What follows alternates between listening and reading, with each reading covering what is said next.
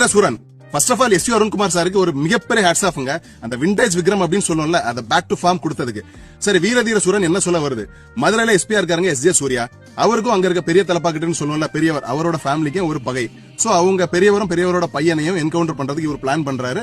So இந்த information எப்படியும் அந்த ஃபேமிலிக்கு தெரியுது. சோ அவங்க ஹெல்ப்புக்காக காளி சம்பவக்காரன் இருக்காருல்ல, அவர்கிட்ட போறாங்க. ஹூ இஸ் காளி? அவரால இந்த ஃபேமிலியை சேவ் பண்ண முடிஞ்சா, எஸ்.ஜே. சூர்யாவை அட்டாக் பண்ண முடிஞ்சா? இதுதான் ஸ்டோரி. ஃபர்ஸ்ட் ஆஃப் ஆல் எனக்கு இந்த படத்துல பர்சனலா கனெக்ட் ஆன ஒரு நல்ல பாசிட்டிவான விஷயங்கள்ங்க. சியானோட விண்டேஜ் கம்பேக், அடுத்து எஸ் அருண்குமார் சாரோட அந்த லேயர் பை லேயரான ரூட்டட் ஸ்கிரீன் பிளேன்னு சொல்லணும்ல, அது சப்போர்ட்டிங் கேரக்டர்ஸா வர துஷார விஜயனா இருக்கட்டும், அவங்களோட romantic portion, then Prithviraj, Suraj Venjaramoodu and power pack S J. சூர்யாவோட பெர்ஃபார்மன்ஸ், இது எல்லாமே இருந்தாலும் எனக்கு செகண்ட் ஹாஃப்ல ஒரு கூஸ்ப மூமெண்ட்ஸ் வரும்ல, அது செகண்ட் ஹாஃப்ல நிறைய இருக்கு. அந்த போலீஸ் ஸ்டேஷன் சீன் தாங்க, தியேட்டர்ல மிஸ் பண்ணாம பாருங்க. அதுதான் விண்டேஜ் விக்ரம். சோ இவ்வளவு பாசிட்டிவ் சொல்றீங்களா, நெகட்டிவா இல்லைங்களான்னு கேப்பீங்க.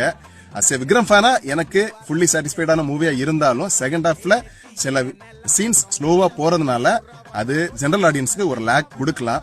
மற்றபடி ஒரு விண்டேஜ் விக்ரமோட மூவி பார்க்கணும், ஒரு கமர்ஷியல் ஜோன்ல ஒரு மூவி விக்ரம வச்சு பார்க்கணும்னு ஆசைப்பட்ட எல்லாருக்குமே இது ஒரு சாட்டிஸ்ஃபைங் மூவியா தான் இருக்கும். கண்டிப்பா தியேட்டர்ல போய் பாருங்க, உங்களை டிசப்பாயிண்ட் பண்ணாது.